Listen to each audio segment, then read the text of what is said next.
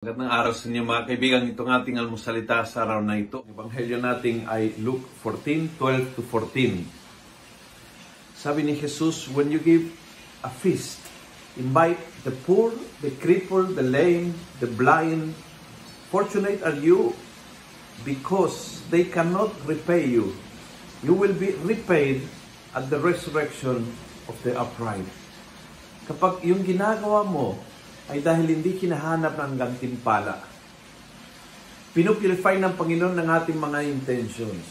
Pag ikaw ay gumagawa ng kabutihan, huwag mong gawin ito dahil may hinihintay na ito ay makakatulong sa iyo, makaka-benefit sa iyo, babalik sa iyo ang biyaya.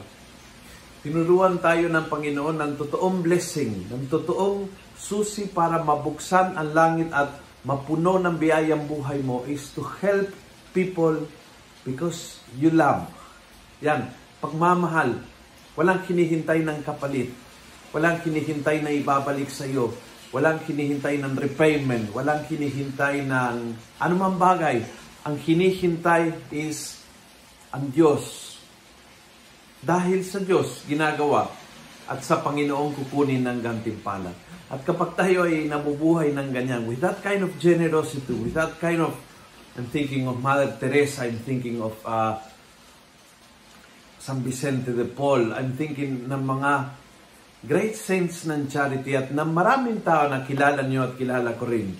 Na ay simpleng tao at tumulong sila dahil matulungin sila.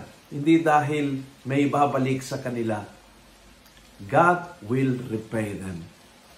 Hindi ka maglulugi kapag ikaw ay bukas palad sa mga tao nangangailangan. Dahil ang magbibigay ng sulit at ng kapalit sa iyo ay walang iba kundi ang bukal ng lahat ng biyaya, ang bukal ng lahat ng kalinga ang Panginoon.